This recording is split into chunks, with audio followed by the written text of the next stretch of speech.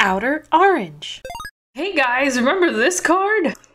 Yeah, me neither. Hey guys, welcome to a deck profile of a deck that probably got forgotten about. There was some promo reveals and some cards that have been kind of sprinkled in the last year or so, and like literally no one's been talking about it. So hey, here I am talking about it. This is the Witches OTT deck profile. Now granted, I haven't spent too much time with this. I'm just kind of giving you the knowledge that this deck exists. If you wanted to have fun and casual time, this is the deck for you. We're starting out with the Scarlet Witch Coco. You want 4 copies of Scarlet Witch Coco. This is our grade 3. This card is really interesting, and with the new additions that we got to the deck, this card got a lot better. It's pretty much her skill. When you ride on a grade 2, you draw a card, so that just happens whenever you pretty much ride. You counterblast, soul blast a grade 3, draw 2 cards, discard any number of witches to gain a protect. So pretty much you discard any card with witch in their name, and you gain that many protect markers. All these protect markers. So that's what you can do with her skill. Pretty much she gains you the ability to gain a bunch of protects, whether you go protect 1 or protect 2, up to you, and then you can use those to give power and become pretty much invincible and unkillable. So this is Wisteria Witch Zozo, and pretty much her skill is kind of the amplifies on top of the Coco skill. Her skill says when it attacks, reveal any number of protect markers, and your units in the front row get 5k for each one revealed. So if you reveal 1, it's 5k, 2, 10k, and so on and so forth. She does have a secondary skill. When her attack hits, Vanguard or Rearguard, you can counterblast to draw a card as well. So it's pretty nice stuff. Nice little addition to the fun of the Witches deck. So we're gonna go ahead and put it right there. That's our Zozo. A new addition to the deck kind of came out randomly in the boosters in late 2020, and I don't think many people know this card exists. Padparacha Witch GG. I actually really like this card. I run 2 copies of her, but her skill indicates that when she attacks, counterblast 1, draw a card, discard a trigger unit, draw another card. This unit gets 15k. So pretty much she becomes a 27 attacker, and then you can literally draw twice, and you discard a trigger to kind of give her more power. So pretty much you're just discarding a 15k shield or a 5k shield, however you want to do it, to get power. And I think this card really amplifies and adds on to the engine of power and protects here, and your hand gets so big that like discarding a card doesn't hurt you. Brilliant Witch Popo. Popo has a very solid late game skill, so if you can get to her and kind of get through your deck fast enough, this card becomes very good. When it attacks, if your deck has 10 or less cards until the end of battle, this unit gets 10k, and your opponent can only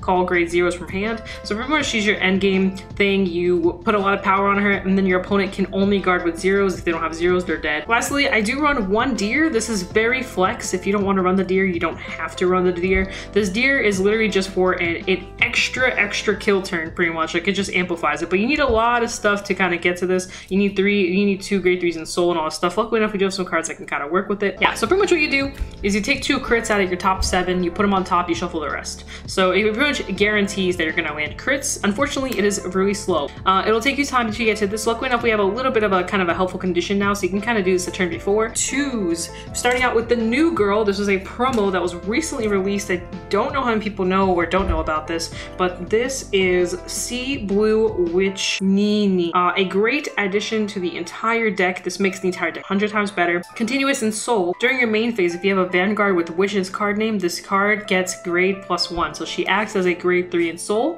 which means you can meet your Coco and your deer condition a turn earlier if you have a couple of these in soul.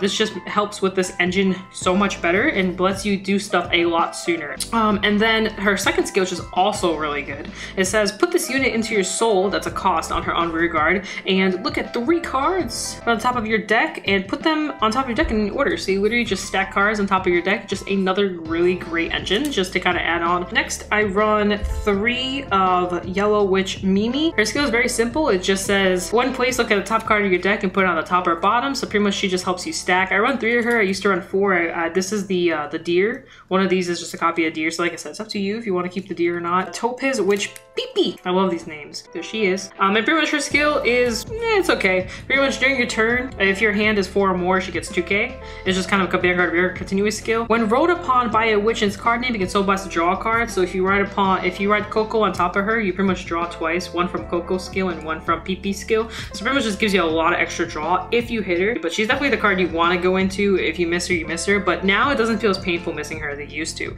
So yeah, that's our grade 2s. Next, we're going going into our grade 1s, you want to run Scarlet Witch. Really awesome skill. Her skill indicates that when the attack it boosted hits a Vanguard, you can counterblast, put her into Soul to draw a card, so more draw. Her other skill says in Soul, when your grade 3 or greater witch in its card name is placed, Soul Blast to call her out. So you can pretty much just keep cycling her in and out. Put her in, put her out. It is an on-hit ability, but you know, very, very nice. Our perfect guards, and actually I run all 4 of the Coral Witch Zaza. And the reason why I do this is because, one, I love draw, discard. This is what this card does. You draw again, you discard if you ride her on as Vanguard.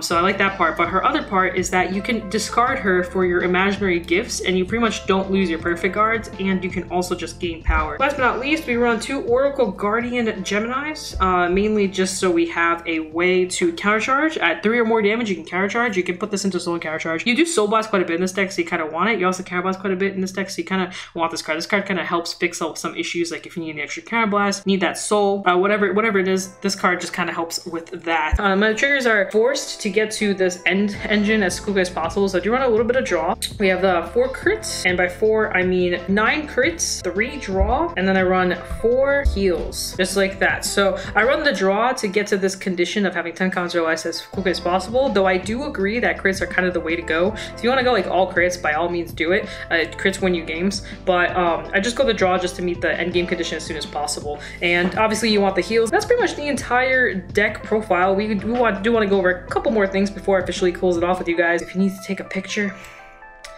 the time is now. Take a picture if you need it. All right, guys. I'm back. I totally forgot to tell you guys about the sleeves. So I have witch sleeves for this particular deck. I really love the color green, and I love the way these sleeves are. These sleeves are pretty old. They actually used to be really cheap, but I got these a while ago, back when witches had like their first support. Like I've literally have had this deck for like forever. And I'm also using a very weird deck box. I don't know what this is from. If you know what this is from, please feel free to tell me. I think someone kind of mentioned to me like where this may be from. I think it's some kind of game, some kind of gacha game or something like that. I don't really know. I just kind of picked it up at a shop one day. That's just kind of how I do. The name or title of the name is right there if anyone can tell me what the heck this deck box is. But yeah, so this is my deck box and my sleeves. So you want your starter. I run the Mingus starter just because it's just the only starter I had like extra of, so I just kind of ran that. You can go this or this. Protect 1 will keep your hand super secure. However, Protect 2 isn't too bad as it gives the extra power, so it's kind of up to you which route you want to go. I personally like the Protect 1 route, but I did make a video kind of talking about Sea Witch Nini, and some people were talking about going Protect 2, so if you think Protect 2 is just a better option for you, by all means, go for it. You want to have her be your Vanguard, and then you can say you have one of these in Soul. This is like the meat. You want to get to this and this as soon as possible. Pretty much what you can do is you can put it into Soul to look at top 3, do whatever. But then when you on Coco, you have 2 skills that we have multiple skills that activate. So her skill activates, lets you draw a card, and then her own skill activates, lets you draw a card, and then you can instantly go into her skill where you Soul Blast, because you have it says to Soul Blast to grade 3, so you can Soul Blast this grade 3. Soul Blast, Counter Blast, make any number of your witches. So say you have like a hand that's just like, you know, witches, like something like this. You can turn as many as you want. You can take 1, 2, 3, 4 witches or something like that, and you can turn them into perfect guards. And then another thing is, once you do have all of your perfect guards, you can eventually just go into this girl. We'll go to little Zozo, and as you keep revealing perfect guards, she's gonna get fatter and fatter. Then you can have another girl where you can have her on this side, and then you can have her on the other side, and then, you know, and then also you have your win condition, which says if you have 10 or more cards, you can do whatever. And then you have your main girl, who will pretty much power up your entire front row, and she also powers up the front row too, and also really gets pretty aggro. So this column will be big. This column will get big depending on your trigger checks. Get this girl in the Soul, so that way you can look at your top 3. And if you have something like this, you know, if you got like lots of triggers, you can do something like this to get your heals off or crits or whatever, and it makes this everything like a lot more lethal. Of course, go into your Victorious Deer instead, in which case you can stack your crits, make your crits stackable on top. Meet that condition a lot quicker. Other than that, guys, it's been fun, it's been real. Hope you guys enjoyed that deck profile. If you have any questions, feel free to talk to me. I'm very open to talk to people, all that fun stuff. I love VPremium, so if you have any questions about VPremium, feel free to ask about this deck or other decks, or maybe other OTT variants or any other cards you may want to throw into there, feel free. Other than that, guys, peace out. Das vidanya. Please hit the subscribe button, hit that like button. We are getting closer and closer to that 1K. Let's make it happen. Peace out, guys. Bye.